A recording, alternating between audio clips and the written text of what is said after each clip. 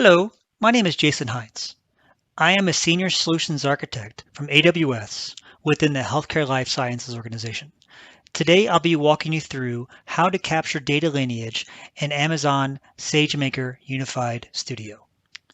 We're going to walk through a general overview of the Unified Studio platform, as well as giving an overview of data lineage and what's available. From there, we'll go through the overall use case that I'm going to demo and provide you the final demo. The Unified Studio is a new addition to SageMaker that brings together functionality and tools from the range of standalone studio, query editors, portals, and visual tools that we have today in EMR, Glue, Redshift, DataZone, Bedrock, and the existing SageMaker Studio. Now you have a single place to access all of these tools in a governed way.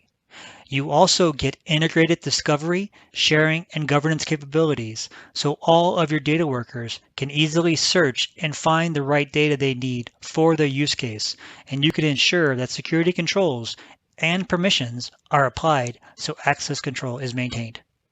Let's dive a bit deeper into the data and AI governance, specifically the lineage capabilities. What the new SageMaker offers you is a unified product across your store, govern, act, and experience layers of the cake. The way it connects with DataZone is that it's literally built on top of it. The govern layer, which is a foundational layer to connect across our data layers and experience layers, is built on DataZone. We now refer to it as SageMaker Catalog. So all the capabilities we talked about earlier, like a unified catalog, governance via business domains, Gen AI capabilities, lineage, etc., are all available in this unified suite. Inside of SageMaker Unified Studio, we have the concept of projects and the overall data catalog. Within the project concept, our users work together collaboratively in a use case type of scenario. They have the capability to directly interact with our data catalog, where they can go out and find their underlying assets. They can search for their assets.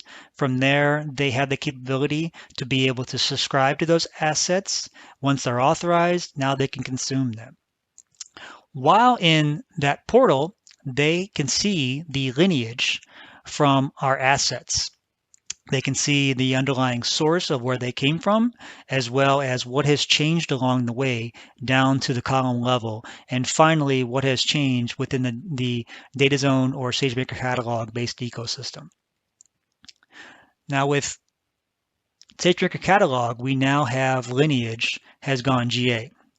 With the GA features, we have the capability to automatically capture lineage from Glue and Redshift, including the capability to capture it directly from our Glue ETL jobs or crawlers and notebooks. It is all built on top of the Open Lineage Compliance standard.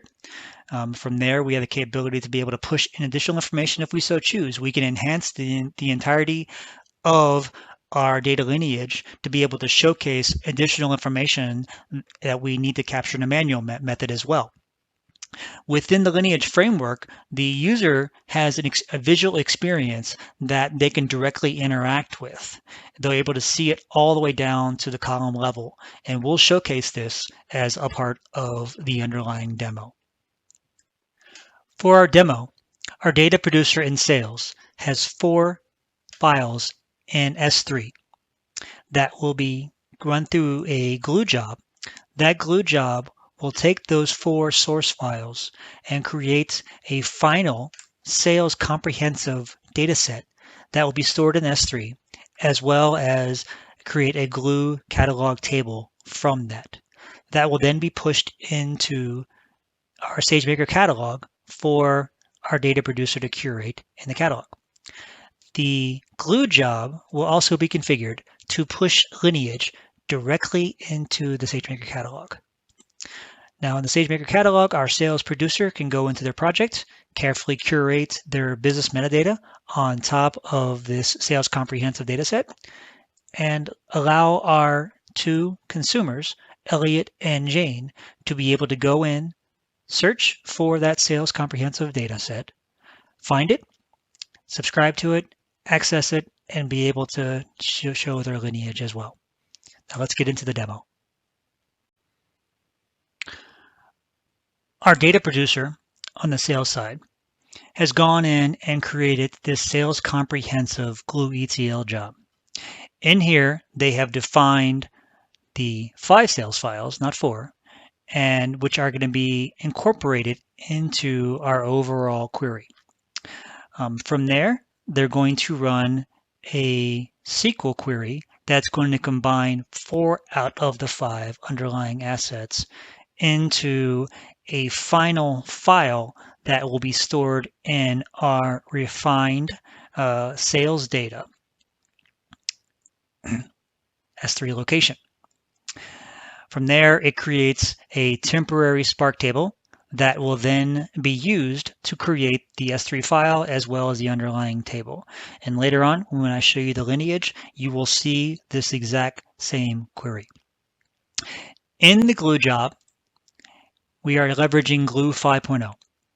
With Glue 5.0, there is now the capability to be able to directly push our lineage events. Once you enable this checkbox, which is only available again in Glue 5.0, you have to specify the domain ID of your SageMaker Unified Studio domain.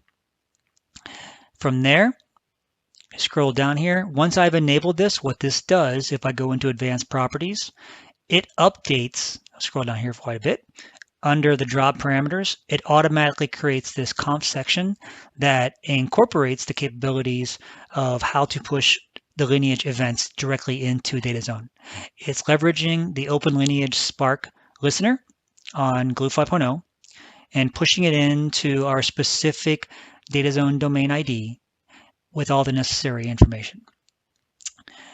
This role that we're running this job under, this Glue service role in this situation, has to have the rights in IAM to be able to post lineage events. So that's a capability that we need to make sure we add to the service role specifically. With that, let's go into our SageMaker Catalog and show this from a data consumer standpoint. We are now logged in as Jane in our SageMaker Unified Studio. Jane has access to the Marketing Data Scientist project. From there, Jane has already gone in and searched the overall data catalog to find the sales data. From there, Jane has already subscribed to the actual asset, and we'll view that here. Our data producer has already given Jane access to the underlying sales data. As we can see here, the asset is accessible. If we go into our sales data, we can see that the data producer has already curated the business metadata, the overall summary, as well as the fields in our schema, the overall descriptions. On the columns, though, we see that Jane only has access to specific columns. We will see that in our lineage as well. Let's take a look at lineage. In here, the consumers have a visual representation of the overall lineage. Elliot has subscribed to the overall asset from DataZone, and he has access to all 14 columns. And as we see here, if I click on 14 columns, we see all the way down to the column level lineage. While Jane, though, she only has access to the underlying 8 columns. We can see which ones aren't there. Now let's move back and scroll back over here. Here is our data set that was brought into DataZone. We can see the underlying Glue table that it's referenced. From there, we see the Glue job. We go back. We see the underlying Glue job. And as mentioned earlier, in the Glue job, we saw the query that created our Glue table as well as the S3 file. And that's referenced here. Looks identical to what we have in our Glue job. And we see which Glue job actually ran it. We scroll back even further. We can see the 4 source files that were brought in to this Glue job. So we can see our sales and our products, as well as our sale items and our customers. So as we can see, the users now have the capability to directly interact with our lineage and see a full column level lineage from our source all the way through our glue jobs, having it brought into the SageMaker catalog, and then from there, how users actually consume it. Thank you.